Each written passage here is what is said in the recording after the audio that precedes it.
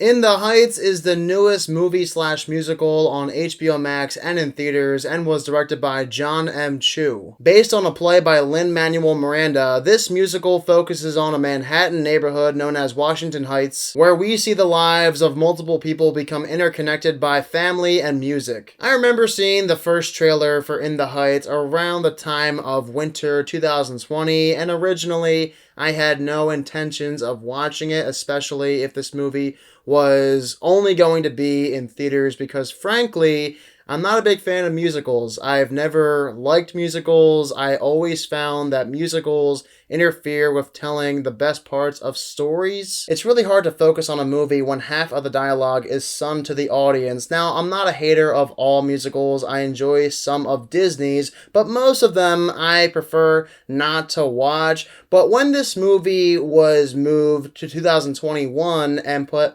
on both HBO Max and in theaters, then I thought, well, if I'm not going to watch it in theaters, which I wasn't planning on, I may as well just watch it at home, because why not? If you're watching this review though and expecting to hear an expert's opinion on a musical, well, you're at the wrong place, because I am far from an expert. I'm not going to go in depth with my review on In the Heights. This will most likely be kept to a surface level review, since I'm not the biggest fan of musicals. And with that being said, this movie was surprisingly entertaining. I actually found a good portion of this film to be fun. It's one of those movies that gets progressively better and better as the story continues. The first 30 to 45 minutes of the movie are watchable. I can sit down, enjoy some of the musical tunes as well as the storytelling. Then by the time we reach the hour to hour and 30 mark, this is where I have the most fun with the movie. Because as I said, the movie does have a lot of entertaining musical numbers. Several of them come in that hour to hour and 30 mark. This is where the movie was at its absolute peak, in my opinion. We can credit that to both good acting and good directing, which, let me say, the acting in the Heights is pretty darn good all around. Anthony Ramos, he stole the show. He has never been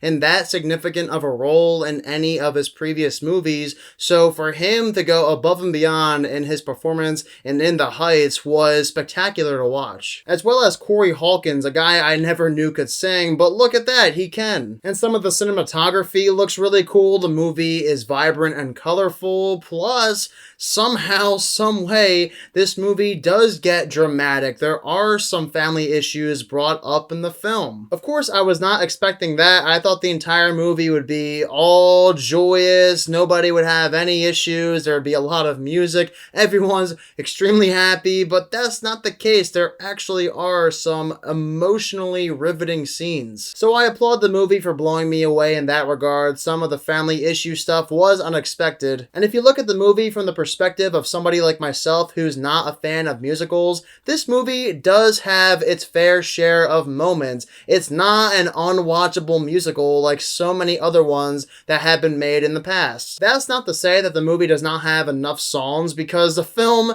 is oversaturated with music. There are more songs in this movie than any other musical I can think of, which I will admit did get quite annoying. It feels like the movie has to rely on its music. It can barely go more than 5 minutes without bringing up another musical tune, which is fine and all if you're a musical buff, but if you are somebody like myself who does not like musicals that much, this movie will be tough to get through from time to time. I did not mind all the musical numbers, and I especially did not mind this movie when there is no music, but when there is song after song after song, it gets tiring. I could not stand it after a while. The movie felt like it had to rely on the music because it didn't have anything else to offer other than that. And I did say that the best act of the movie is the second, but in comparison to Act 2, Act 3 is nowhere even close to as good as the second act, in my opinion, in the Heights. The movie really begins to fizzle out by the last act. It's not as entertaining. There really isn't as much to offer in terms of storytelling. It's just a massive drop-off, in my opinion. Many other people probably won't agree because some of the best parts of the movie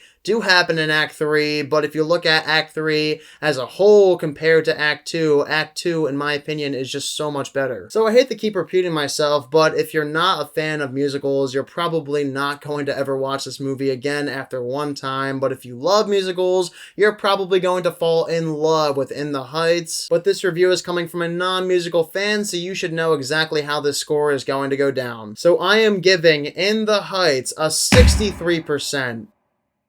Alright, for those of you who also happen to see In the Heights on HBO Max or in theaters over the weekend, be sure to let me down below in the comment section what your thoughts are of it. And as always, guys, if you are new to my channel, click the subscribe button and give this video a thumbs up if you enjoyed it. Thank you all so much for watching this video, and I hope you all have a fantastic day.